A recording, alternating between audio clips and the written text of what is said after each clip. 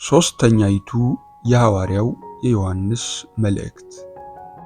ሽማግሌው በእውነት እኔ ለምወደው ለተወደደው ለጋይዮስ፣ ወዳጄ ሆይ ነፍስህ እንደሚከናወን በነገር ሁሉ እንዲከናወንልህና ጤና እንዲኖርህ እጸልያለሁ።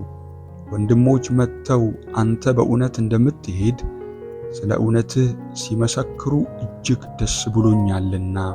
ልጆቼ በእውነት እንዲሄዱ ከመስማት ይልቅ የሚበልጥ ደስታ የለኝም። ወዳጅ ሆይ ምንም እንግዶች ቢሆኑ ለወንድሞች በምታደርገው ሁሉ የታመነ ሥራ ትሠራለህ። እነርሱም በማኅበር ፊት ስለ ፍቅርህ መስክረዋል።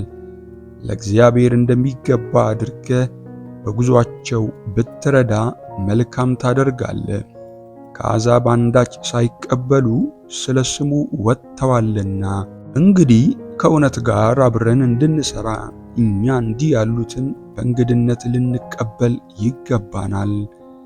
ወደ ቤተ ክርስቲያን ጻፉ።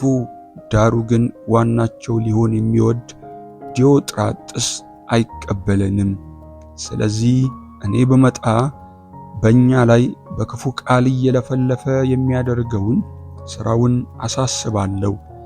ይህም ሳይበቃው እርሱ ራሱ ወንድሞችን አይቀበልም።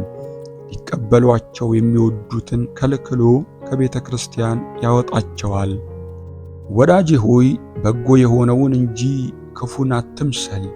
በጎ የሚያደርግ ከእግዚአብሔር ነው፣ ክፉን የሚያደርግ ግን እግዚአብሔርን አላየውም።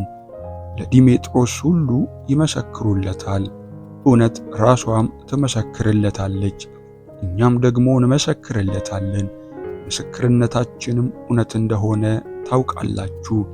ልጽፍልህ የምፈልገው ብዙ ነገር ነበረኝ፣ ዳሩ ግን በቀለምና በብዕር ልጽፍልህ አልወድም።